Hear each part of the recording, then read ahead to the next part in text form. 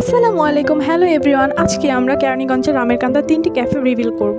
So প্রথমেই আমরা যাত্রাবাড়ি থেকে জুরায় নেমে একটি অটো বা একটি সিএনজি নিয়ে ডিরেক্ট কেরানীগঞ্জের রামের কান্দা পৌঁছাই।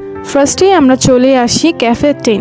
এখানে ক্যাফেতে খুবই মানুষ কম ছিল, প্লেসটা একবারে পরিত্যক্ত লাগছিল। তবে আমরা এখানে বিড়াল দেখি খুবই খুশি হয়ে যাই, কারণ আমাদের বিড়ালে এমনিতেই অনেক ভালো লাগে, তার মধ্যে এখানে যদি আবার বিড়ালও থাকে দেখতে খুবই ভালো লাগছিল। ক্যাফেটাও খুবই সুন্দর ছিল।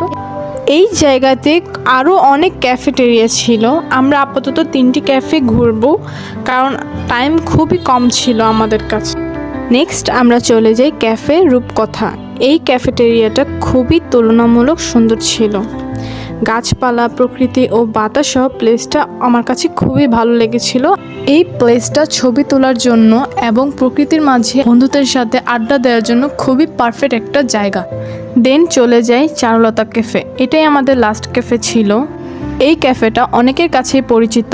চারুলতা ক্যাফেতে যেতে যেতে সন্ধ্যা হয়ে যায়। চারুলতা ক্যাফেতে সন্ধ্যার ভিউটাই সব থেকে বেশি সুন্দর, কিন্তু কম সময়ের কারণে আমরা সন্ধ্যার সৌন্দর্যটা উপভোগ করতে পারিনি। আপনারা চাইলে ঢাকার খুব কাছে এমন সুন্দর প্রকৃতির দৃশ্য আপনারাও উপভোগ করতে পারেন। আর আপনারা যদি ঘুরতে চান তাহলে অবশ্যই হাতে সময় নিয়ে বেরোবেন। তো গাইজ, আজ এই পর্যন্তই। নেক্সট ভিডিওতে আবার আপনাদের সাথে দেখা হবে। আমাদের পাশেই থাকবেন, লাইক দিবেন, সাবস্ক্রাইব করবেন, শেয়ার করবেন। সো টাটা, আল্লাহ হাফেজ গাইজ।